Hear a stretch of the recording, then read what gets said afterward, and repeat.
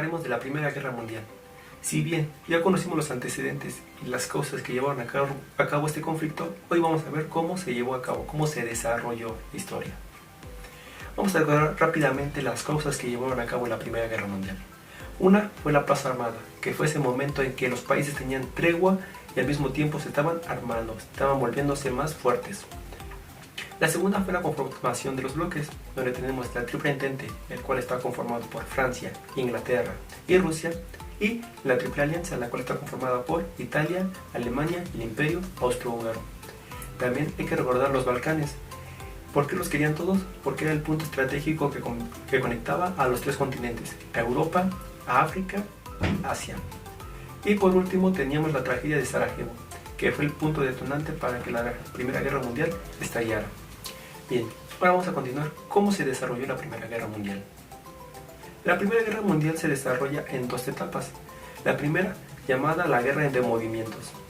La Guerra de Movimientos, que abarca de 1914 a 1915, fue en donde los países empezaban a atacarse unos contra otros. ¡Basura! ¡Que se arman los putos!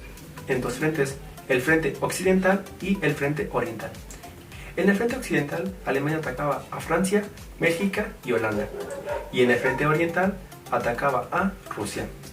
Además de que Inglaterra tenía un plan y era atacar por el mar. Su beneficio o su principal fuerte era el mar. Yo creo mis propias opciones. Tenemos la segunda etapa, que era la Guerra de Trincheras. ¿Qué era la Guerra de Trincheras? Fue un momento de estancamiento para la guerra. Fue un momento estático. ¿Por qué? Porque la guerra se encontraba como que pausaba. ¿Por qué estaba pausada? Si se dan cuenta, las trincheras eran prácticamente como fosas, cavaban fosas de tierra y ahí se metían y se escondían los soldados. ¿Qué pasaba?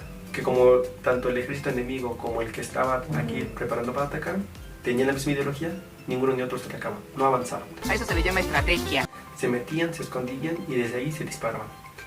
Eso pasaban, transcurrían días, transcurrían semanas, transcurrían meses y no avanzaban, se quedaban ahí. Eran como tal una etapa muy difícil también porque pues, ahí dormían, ahí se bañaban, ahí los curaban si se enfermaban, ahí hacían el baño, o sea, ahí hacían de todo.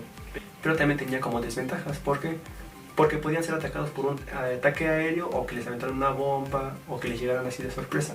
No era como tal muy beneficioso, pero era como la principal causa o lo más relevante durante la Primera Guerra Mundial. También tenemos que la Guerra Mundial pasó por dos fases. La primera fase fue cuando solamente involucró a los países centrales de Europa, o sea, todas las potencias imperialistas europeas, que fue de agosto de 1914 a marzo de 1917. Y la segunda fase fue de marzo de 1917 a 1918, en donde como tal se empiezan a involucrar a los demás países. Ahora todos quieren llamar la atención. Aquí, en esta segunda fase, vamos a ver que se involucra a Estados Unidos.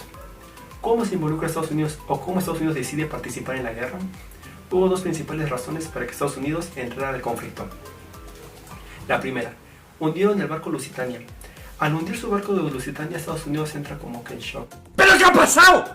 Entra preparándose a que en cualquier momento tiene que participar. Se da cuenta que en cualquier momento tiene que entrar a la guerra Estados Unidos cuando hunden a su barco. Y la segunda era por el telegrama Zimmermann. Era una estrategia de Alemania. ¿Qué decía el telegrama Zimmermann? ¿En qué consistía? Era cuando Alemania le enviaba un telegrama a México diciendo que si Estados Unidos decidía participar en la guerra, ellos lo atacaran, para así debilitar a Estados Unidos. A cambio, Alemania se comprometía a México, si ganaban, de recuperar todo el territorio que Estados Unidos le había robado. Aquí les pregunto, ¿qué hubieran hecho ustedes? Parecía algo bueno. ¿Qué pasa? Inglaterra intercepta el telegrama, lo lee y se da cuenta. Entonces se lo manda a Estados Unidos. Estados Unidos se queda de, me quieren bajar a México, no se puede, ¿no? Vaya, vaya, hijo de tu puta. Entonces se enoja Estados Unidos y como tal declara la guerra. Una vez que Estados Unidos entra a la guerra, en Europa pasa algo. Rusia se sale. ¿Por qué Rusia se sale de la guerra? Está en un conflicto. No tiene dinero, está mal económicamente, su pueblo está estallando. ¿Qué pasa? El zar Nicolás II abdica al trono. Todo terminó, señores. No tenemos escapatoria. Renuncia, deja el trono y en Rusia como tal estalla la revolución en octubre. Entonces estalla la revolución, Rusia sale del conflicto, Estados Unidos entra al conflicto. Meses después de que Estados Unidos entra al conflicto, se acaba la Primera Guerra Mundial. No, hombre, a veces soy una cosa pero bárbara.